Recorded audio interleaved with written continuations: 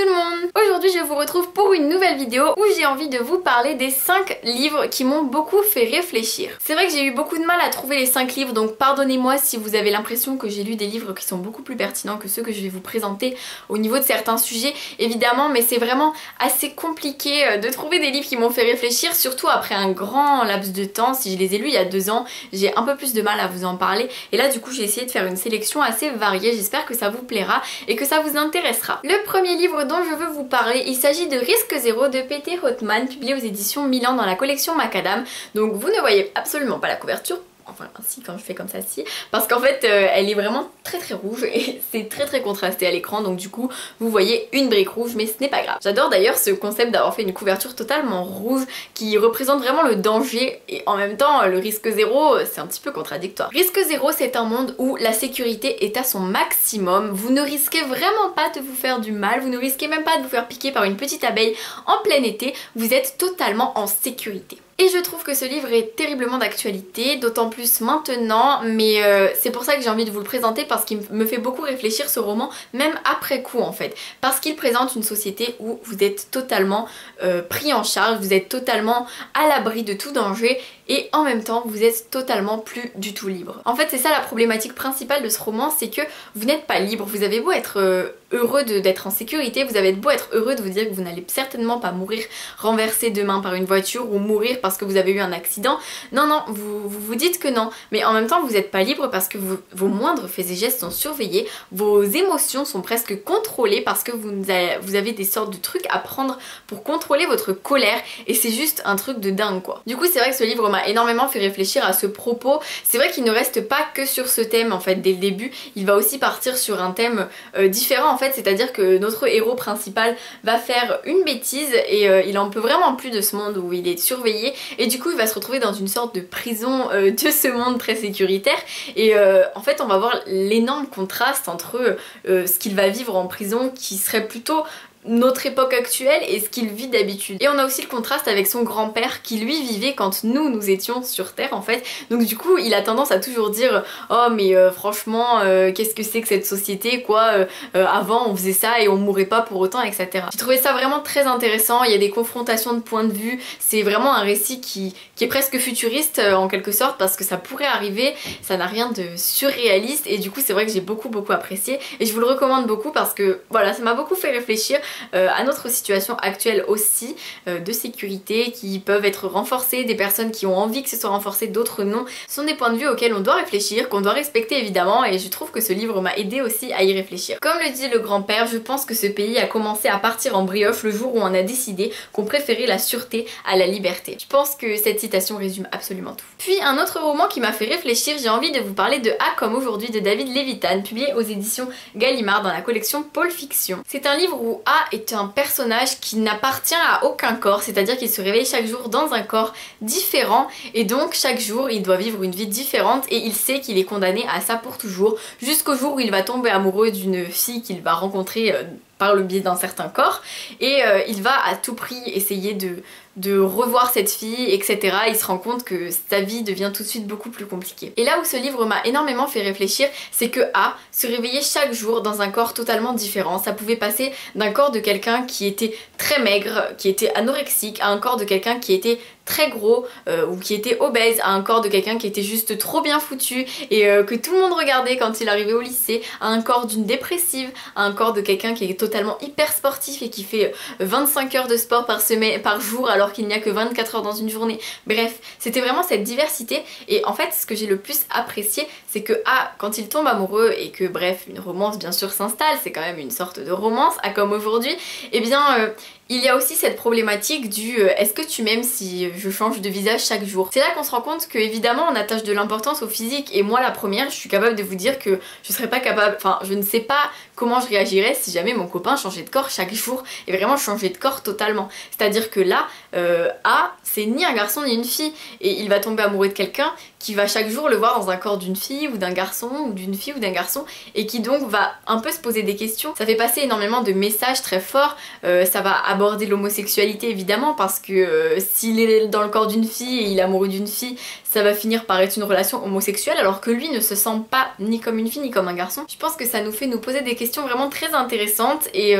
très actuelles, et j'ai beaucoup apprécié cet aspect du livre et du coup je vous le recommande beaucoup. J'ai lu le livre Je vous demande le droit de mourir de Vincent Humbert, publié aux éditions J'ai lu, qui est un témoignage d'un homme qui donc était tétraplégique, aveugle et muet, et donc il demande le droit de mourir, il envoie une lettre au président de la République, c'est une vraie histoire évidemment, et ça lui est refusé et sa vie est un enfer à ses yeux, il a vraiment envie que tout s'arrête, et justement quand il va écrire ce livre, il va du coup demander à quelqu'un de l'écrire à sa place étant donné qu'il est muet, aveugle, etc. Vous imaginez muet, comment est-ce qu'il raconte son histoire, aveugle, comment est-ce qu'il écrit son histoire? Et bien en fait il y avait un système avec son pouce, et c'est-à-dire que ils ont essayé de faire une sorte d'alphabet avec l'écrivain qui a rédigé le livre, et il appuyait sur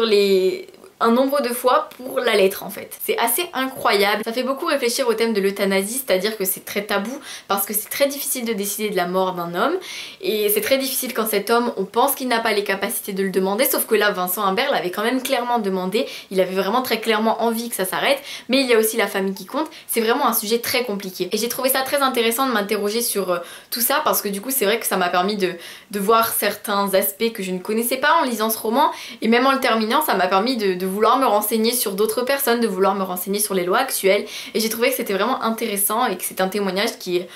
assez touchant quand même, parce que d'ailleurs cet homme a fini par réussir à avoir ce qu'il voulait grâce à son médecin. Ça n'a pas été très légal si je me souviens bien, mais ils ont fini par réussir à mettre fin à ses jours. Un livre qui m'a énormément fait réfléchir sur la prison, le système judiciaire, qui est à mes yeux très compliqué à comprendre, très compliqué d'avoir un avis à ce propos, parce que voilà, j'ai des idées parfois qui presque sont contradictoires dans ma tête, donc c'est hyper dur je trouve d'avoir un avis sur tout ce qui est la justice, c'est vraiment très compliqué. Et j'ai lu Un garçon si gentil de Magali Weiner, publié aux éditions Milan dans la collection Macadam, et c'est l'histoire de Rodrigue qui va à une soirée et qui va coucher avec une fille,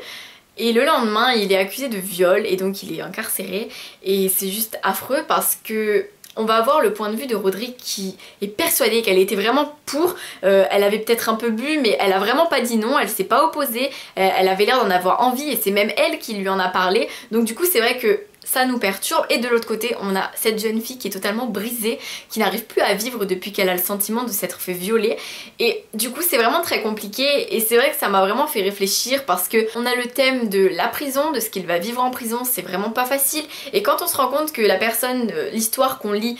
on sait pas vraiment si ça s'est vraiment passé, comment ça s'est passé, qui a raison, on sait pas si cet homme mérite entre guillemets d'être en prison, on sait pas si ce qu'il a fait aurait vraiment dû engendrer ça, et c'est vrai que c'est vraiment hyper difficile de comprendre.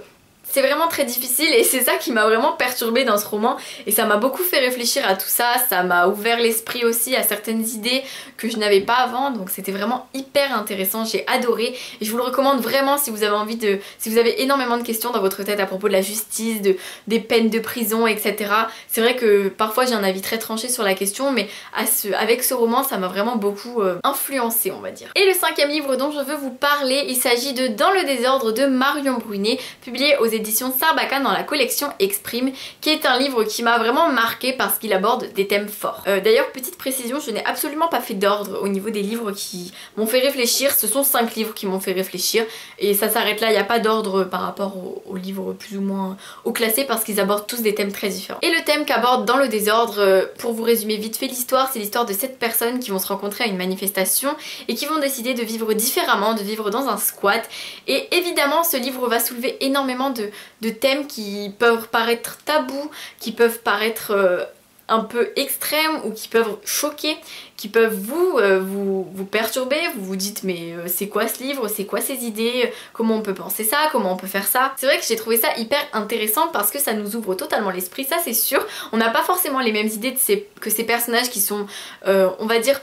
pas anarchistes, mais qui sont pas du tout d'accord avec notre société actuelle, donc on pourrait dire ça quand même, mais qui veulent faire changer les choses, qui sont là pour faire changer les choses, qui sont pas simplement dans leur fauteuil à dire c'est n'importe quoi ce gouvernement, c'est n'importe quoi cette France. Non, eux ils font en sorte que ça change, ils veulent se bouger pour faire bouger les choses, et j'ai trouvé ça vraiment très intéressant. Et ça fait beaucoup réfléchir parce que même si je ne partageais pas forcément leurs idées, en fait c'était ça que j'ai trouvé très intéressant, c'est que j'ai lu un livre avec des personnages qui avaient vraiment des idées très différentes des miennes parfois, et pourtant ça m'a vraiment passionnée, ça a été un énorme coup de cœur, une énorme claque, et malgré le fait qu'on n'ait pas les mêmes opinions. Mais sachez que ce n'est pas totalement un livre qui va vous dire ah bah la société, ah non absolument pas, ça n'a rien à voir, c'est plutôt un roman où vous avez 7 personnages qui sont très différents, qui sont un peu